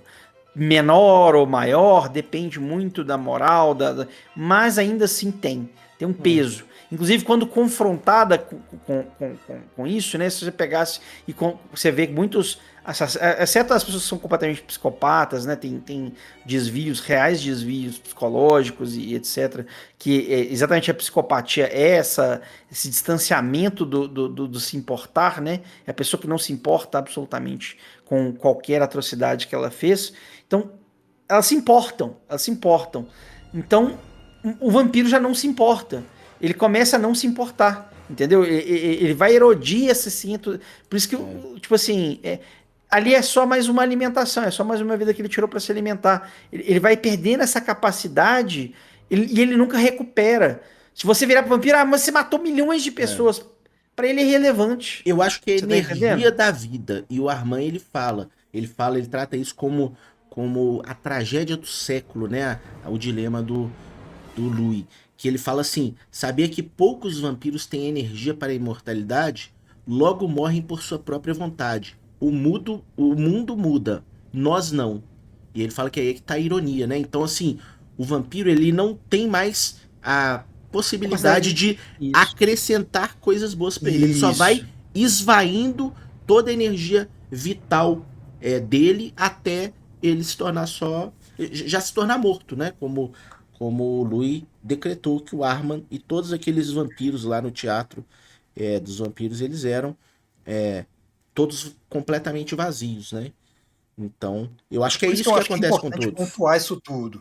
Porque, realmente, de fato, quando você entende, né, que a humanidade é o conceito de virtuosidade humana, na questão de você se importar, de ter sentimentos, aí eu acho que faz sentido essa questão, né? Mas é porque, para mim, eu não consigo separar a questão de você ser humano por ser humano com necessariamente ser apenas bom. É por isso que quando eu falo que você tem a maldição de se tornar um vampiro, é a maldição de se tornar também ser condenado a ser humano, demasiadamente humano, né? Porque existe ali, pelo menos do meu ponto de vista, uma briga entre a maldição vampírica e a maldição de ser humano, que elas dentro da pessoa vai haver aquele embate, né? Que vocês também colocaram muito bem, que é ali o corrompimento da alma, né? Mas, por outro lado, tem uma coisa que é um pouquinho diferente, que é se tornar completamente vazio. Porque quando você se torna completamente vazio, você também perde o lado negro. Você entende o que eu quero dizer? Por isso que eu Não, discordo porque o disso, lado dessa negro- visão que vocês estão tendo, que é só o lado de humanidade. O Lestat mesmo, ele tá cheio de energias humanas negativas, só que ele é muito mais vivo do que o Armand, por exemplo. Eu acho que tem a ver com a vitalidade mesmo. Não, pois é, na minha visão não é essa. Para mim, o que acontece? É você deixar o mundo te afetar, tipo assim, de te abalar. Você vê que são criaturas que não são abaláveis pelo mundo mais. Tipo assim, eles não têm empatia. Vamos colocar assim, é a capacidade de ter empatia. Você vai perdendo isso. O Armand, por exemplo, Passa a ele ver não as pessoas tinha. como gado, né, cara? Não comida, só basicamente. pessoas, os outros. Em geral, tudo Uhum. ao seu redor. Você não tem empatia mais com qualquer outro ser vivo. Você só se importa com você mesmo. O Lestat, por exemplo, quando ele faz isso de desconstruir, destruir, etc., ele só se importa com ele mesmo. É pra diversão dele, é pra visão dele de mundo, é pra ele. É egoísta, completamente egoísta, totalmente egoísta. O Armand, quando ele quer salvar o Louis, ele quer salvar por um motivo egoísta também. Porque ele quer o Louis pra ele. Você tá Ele entendendo? quer se alimentar daquilo porque ele não tem mais capacidade. Ele não tem mais. Então, assim, não é por empatia. Você vê que todos os vampiros são completamente apáticos em relação a ter sentimento de qualquer tipo de empatia com qualquer outro ser vivo. Ou morto, né? Outra pessoa, seja outro vampiro, seja outra pessoa, seja outro animal, seja qualquer coisa. Você tá entendendo? Eles vivem pra eles e só pra eles. Então, pra mim, a perda da humanidade é essa perda da capacidade, e é por isso que eu acho, inclusive, encaixa com o que o Armand fala, com o Louis, fala, ó, esse seu sentimento de culpa. Porque pra você ter culpa, você tem que ter empatia. Mas o Armand, Isso, né? A ele última quer que o Louis provocação que fique tem sem aqui remorso, fica né? aqui. Ele fala isso. Eu vou te ensinar pra gente ser poderosos sem remorso. E o Louis fala assim, e se essa for uma lição que eu não queira aprender? E é ali que ele rejeita o Armand. Então, acho que não é exatamente a empatia do Louis que atraiu ele, não. Acho que foi a vitalidade que estava ali, que tem a ver com o sentimento de culpa, mas Não, tem a ver eu acho. com a centelha humana, que tem mais a ver eu acho que não tem como separar isso da parte espiritual, não tem como examinar só de sentimentos, só de pensamentos. Eu acho que esse filme é bem claro em tratar dessa centelha imortal da alma, né, na minha opinião. A minha última provocação que fica dessa última fala de vocês é a seguinte: o que é mais humano, o que sentimento é mais humano do que o próprio egoísmo, cara? Isso, assim, pra mim diz muito. Não. Eu acho que assim, pois é, aí é que tá. Eu acho que você tá tratando no sentido humano, no sentido assim. O quê? Eu não acho que o egoísmo é o sentimento mais humano, não, de verdade. Eu acho que isso é uma visão triste. Essencialmente humano. Não, Essencialmente eu acho que é humano. animalesca, porque é o instinto de sobrevivência puro. Isso. O humano é outro. Eu também O acho que é uma humano exacerbação do sentido de sobrevivência. O homem... Eu acho que o ser humano é exatamente uma coisa que normalmente você não vê no reino animal. Uma capacidade de se importar com o outro a troco de nada, a troco de você só sentir que aquilo ali é errado, que você, né, vê no outro, tipo assim, eu não gostaria de passar por aquilo, então eu não quero que essa pessoa passe também. E ter a inteligência diabólica também, que o animal não pode. Então, na minha opinião, o homem, ele é a parte bicho, a parte racional, que você... E aí você, na parte racional, você tem a escolha de fazer o bem ou fazer o mal. O Lestat escolhe fazer o mal e o Louis tenta não fazer, né? O sentimento mais humano que existe é a empatia, de verdade, eu acho. Eu acho que vocês estão dando níveis de qualidade e características para determinados sentimentos, sendo que isso não é necessariamente uma regra. E no final das contas, cara, as pessoas elas têm empatia por motivos egoístas às vezes também. E ser egoísta não é necessariamente algo ruim. Esse que é o ponto. Isso não é necessariamente ser egoísta, não é necessariamente ser algo ruim, porque ser egoísta às vezes significa fazer algo para você se sentir bem consigo mesmo, e às vezes ajudar os outros é um ato egoísta. Então, assim, isso não é necessariamente ruim. E não necessariamente humano, Bruno. Um macaco também pode fazer um ato egoísta de comer uma banana e deixar o outro sem nada, entendeu? Eu acho que o egoísmo tem a ver com a parte animalesca, que faz parte do ser humano também, mas não é o que define ele, na minha opinião. Tudo isso define ser humano. Sim. Isso aí já é um julgamento. Mas o que você falou é o deve ser mais ou menos. Mais você tá colocando humano. Exatamente, não é Tudo mais é humano. Exatamente, mas o que é ser mais humano? O que é ser mais humano? É uma coisa que o humano se difere dos outros demais seres vivos. Tem que ser um definidor. Esse é o sentimento mais humano, a empatia. O egoísmo é só para própria satisfação.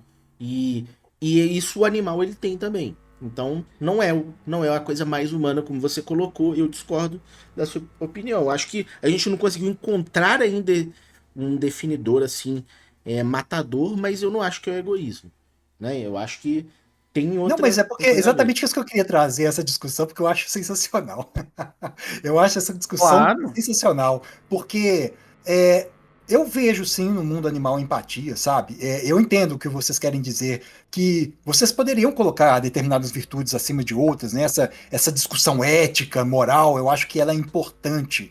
E eu acho que ela traz isso muito forte nesse filme, é por isso que eu acho isso muito interessante.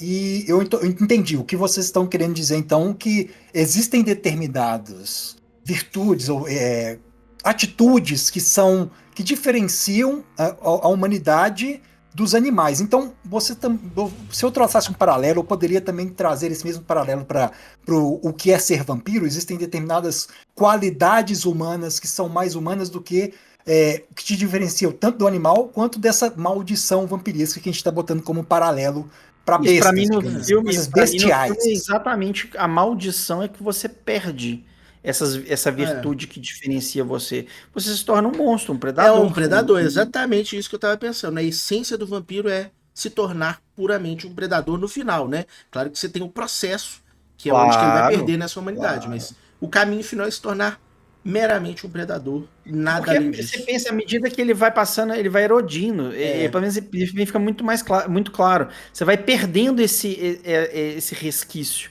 E você não isso, ganha ele de volta. Igual eu falei, é uma coisa que vai e não volta. isso. Né? O ser humano ele pode, em momentos, perder, ter níveis mais baixos de empatia, se É. importar menos, se tornar mais frio, mas ele também tem o potencial de voltar. É até por E isso eu que acho ele que o vampiro precisa, não tem. até por isso que ele precisa drenar a vitalidade dos outros, porque ele próprio É, não é, gera.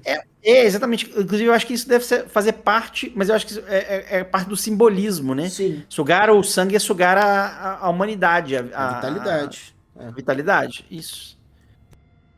Nossa, sensacional. Acho que a gente pode. Se a gente continuar nessa conversa aqui, a gente vai longe, né? Eu acho que a gente pode dar continuidade aqui na Com história. Mas certeza. assim, Concordo. sensacional.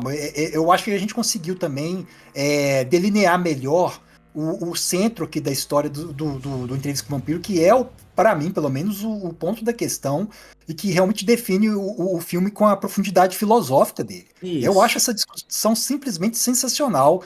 E assim, se der pano pra manga, vai mais uns 5 episódios aqui de E podcast. agora que a gente foi para esse lado filosófico, vamos pro lado nerd aqui, né? Falar dos poderes do RPG Vampiro, a máscara que aparece aqui, porque são muito parecidos, né? Você vê que vocês querem começar aí quais os poderes que vocês identificaram no filme? Olha, para mim os que mais chamam atenção são aqueles clássicos dos vampiros, né? Que é a celeridade, que é a capacidade de se mover muito rápido. O Louis usa no começo para provar para o cara que ele é um É, vampiro. acender a A luz. potência, né? Que é brigar e jogar o outro, né? Metros, quebrar a parede com um soco e causar danos mortais extremamente absurdos com a força.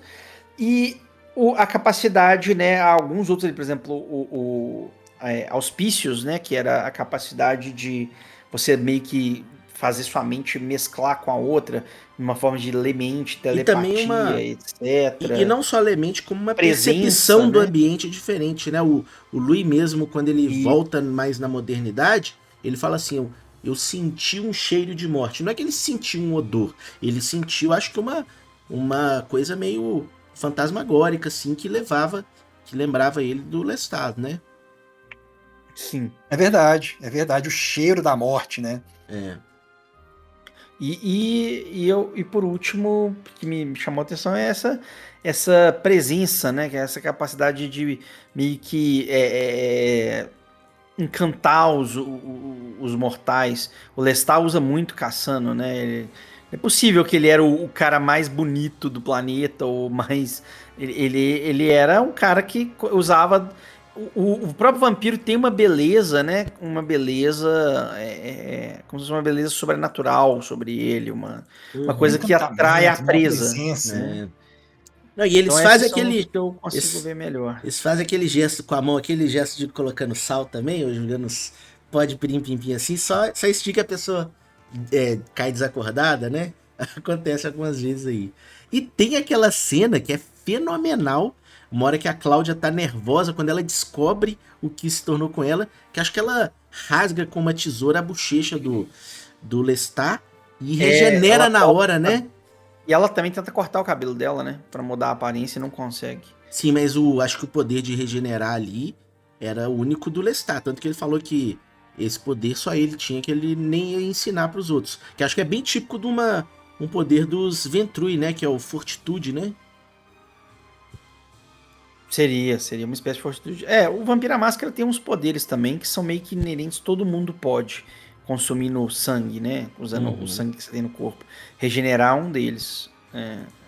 Todo vampiro consegue se regenerar de danos não letais no sistema, como fogo e dano, né, com corte, etc., usando o sangue.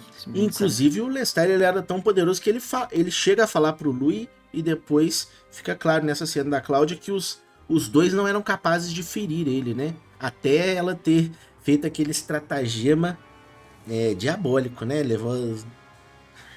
Até complicado as palavras que a gente vai falar aqui, né? Mas levou as crianças ali com já mortas, já né? mortas, né? Como se elas ele estivessem dopadas. E deu uma substância lá que o sangue continuava quente pra enganar o Lestat, né?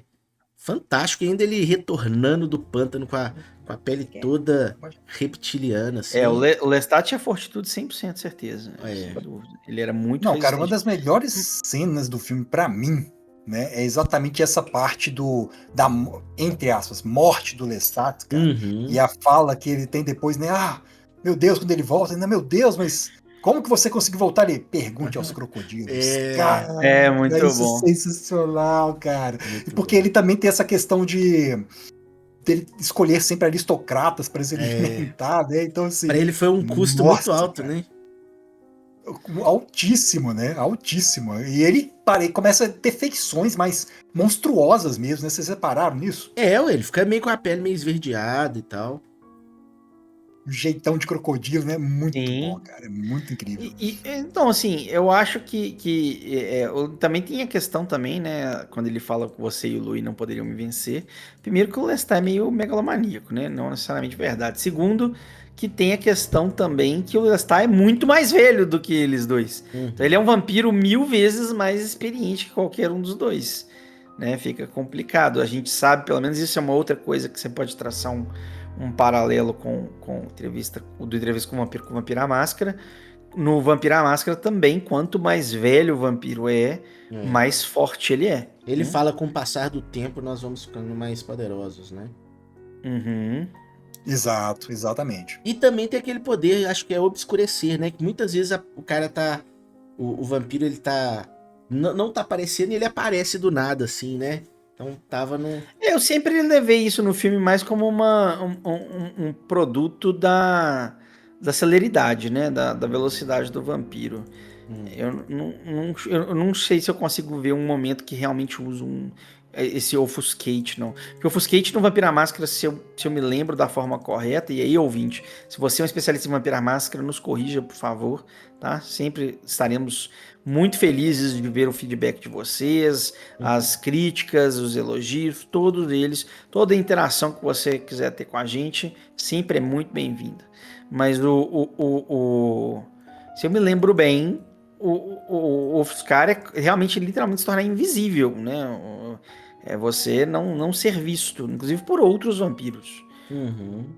Mas eu acho que, pelo menos eu interpreto essas cenas que aparecem do nada, assim, muitas delas como esse obscurecer, né? Mas... eu acho que tudo bem, cabe. Eu só tô falando assim, eu sempre imaginei isso como se fosse, tipo assim, o cara sendo rápido demais pro ser humano. Tem uma cena que não tem um poder que não explica. Eu acho que nem no livro do vampiro explica, viu, gente? Andar que pelas é paredes, o né? melhor. Né? O cara, o Santiago, cara, é um vampiro. Ele é subir, mais ele divertido subir na disparado. parede? Porque ele é um vampiro de secular, que é um bufão, cara. Você tem séculos e séculos, você é um bobão, cara. Você é tipo o Didi dos vampiros, velho. Aí ele sobe a parede e dá 2 tapinhos.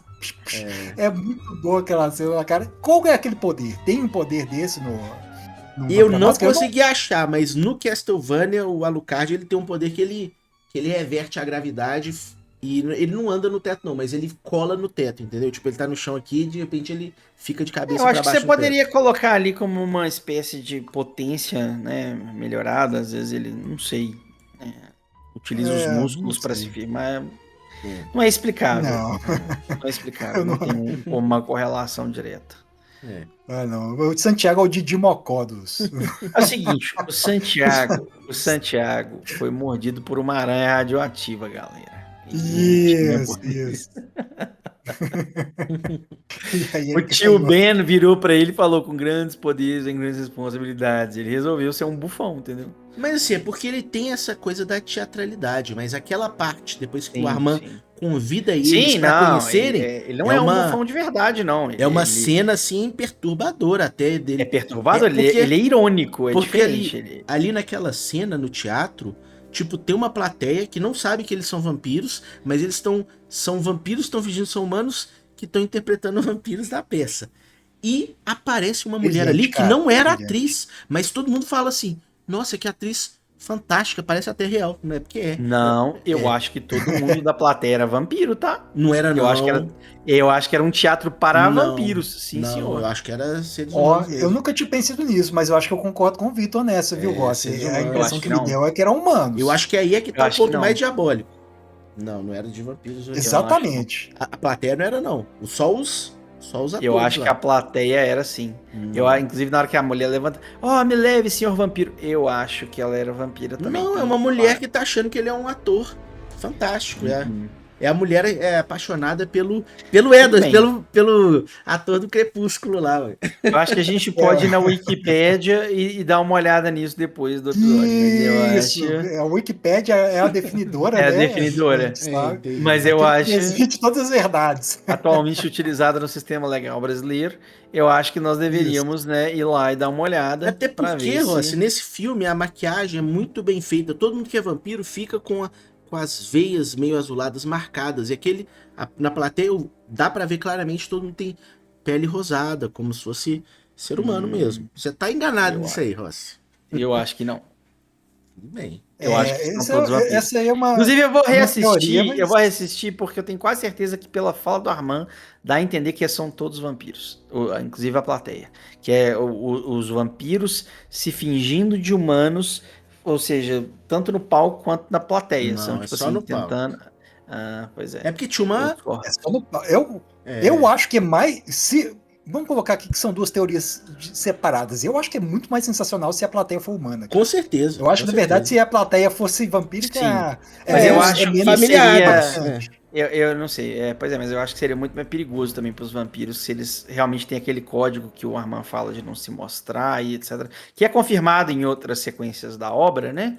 Como, por exemplo, na Rainha dos Condenados, porque você estaria correndo risco. E se alguém resolvesse, eu quero ir no camarim daquela moça depois do final da peça? E aí? Como é que faz? Entendeu? Ela O tá nosso morta. amigo E aí? mesmo, o Pedro, Eu acho que não. ele já leu Entrevista com o Vampiro, o Lestat e a Rainha dos Condenados. Se você estiver ouvindo aí, coloca nos comentários pra gente, Pedro. Aquela plateia lá era de humanos ou de vampiros, né? mas assim, eu acho que a gente falou muito, né? O finalzinho do filme, na minha opinião, esse aqui é o ponto mais baixo. Não é ponto fraco, porque ainda é bom. Mas ele é menos... porque tudo, o início e até essa parte do Teatro dos Vampiros, a conclusão ali de como que a Cláudia morre, né? É um estratagema do Armand, assim, nojento, né? E tem essa conclusão aí do arco do Armand ali, e volta o Louis, e você vê ali o século se passando, ele chegando no mundo moderno. Até bacana aquela cena dele assistindo o Super-Homem no cinema e vendo o amanhecer depois de séculos, por mais que seja É muito pelo- legal, né? É, É, muito muito legal essa cena. Sensacional. muito bacana. Ele vendo o Super-Homem foi muito legal, velho. Eu É muito curti bem. bacana.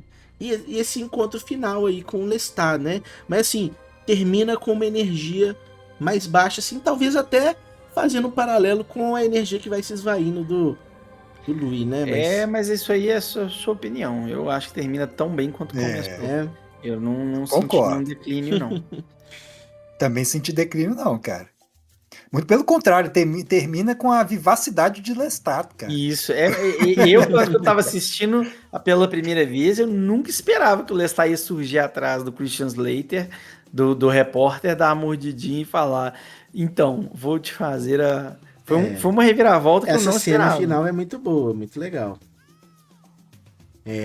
Mas assim, vocês querem E termina, acrescentar- e termina só acrescentar com a última música, que é fantástica, né? Que é aquela música dos Rolling Stones, né? Painted Black? Não, não é Painted Black, não. Painted Não, Black é Advogado Diabo. como é que chama? Aquele, Sympathy for the Don't Say Devil. My- Sympathy for the Devil, exatamente. Devil. Que é uma Que música na se você verdade é pega- cantado pelo Guns N' Roses, se não me engano, Isso. nesse filme, tá? Isso, é um cover do Guns Sim, N' é a Roses. versão do Guns que toca, mas originalmente, né, do Rolling Stones, que você pega a letra, você vê que é literalmente o demônio, né, falando das interações dele com o ser humano ao longo das épocas. É muito legal essa música. Mas assim, notas finais aí. Quem quer começar dando as notas pro Entrevista com o Vampiro? Faz muito tempo que eu acho que eu não começo a sessão de notas. Minha nota para entrevista com o Vampiro é um S+. Vai ganhar um S+. Eu acho que é um filme atemporal. Eu já assisti ele várias vezes, inclusive já tinha assistido. Teve um feriado, uma época eu tava sem trabalhar. Eu lembro que eu sentei um dia de madrugada, vi que ele estava disponível no streaming aqui e assisti. E porque eu queria assistir. E foi fantástico. Eu acho que é um filme sensacional, com atuações estelares, fantásticas dos atores. Assim, não consigo... É o melhor filme de vampiro que eu conheço, né? Não é o melhor filme de vampiro à máscara, mas é o melhor filme de vampiro que eu conheço. E pra mim ele merece um S, sem dúvida, um S+. S+ é minha nota pra Entrevista com o Vampiro. E você, Bruno?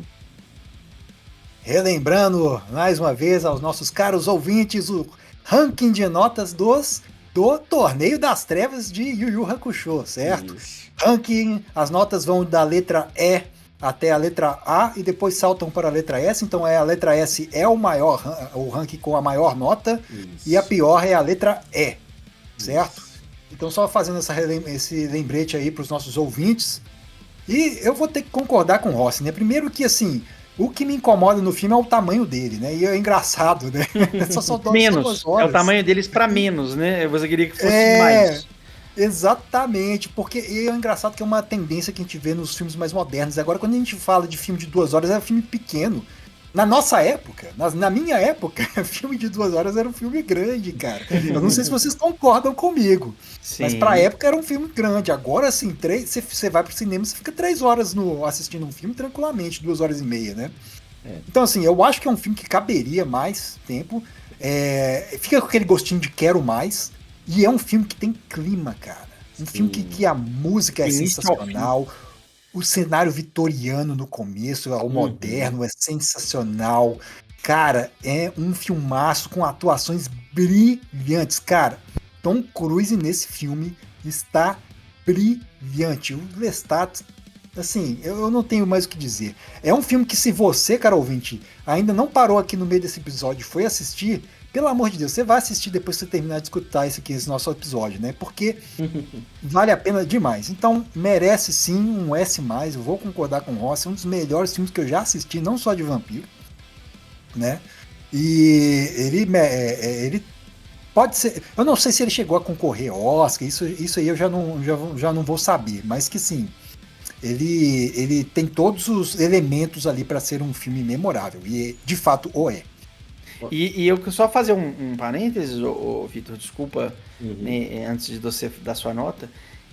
Você falando isso aí da trilha sonora da ambientação, me lembrou de uma coisa que eu esqueci de falar. Eu acho, inclusive, que essa música final, né, Sympathy for the Devil, é muito legal, porque você tem uma trilha, igual eu mencionei, uma trilha sonora meio orquestral, meio né, levando quando ele tá contando a história e tal, remetendo a tempos antigos. E aí quando o Lestat finalmente decide entrar no mundo novo, que é atacando o repórter, que antes disso o Lestat tava ali, né, com medo de tudo, isolado no meio de uma casa abandonada, começa uma música que era a música moderna pra época, né? Era uma música da época.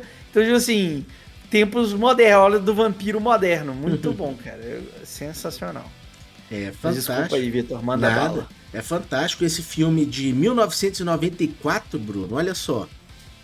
Concorreu ao Oscar de melhor filme com Forrest Gump e Pulp Fiction, né? Na minha opinião, esse filme aí que dá sono, que é o Forrest Gump, não tinha que ter ganhado.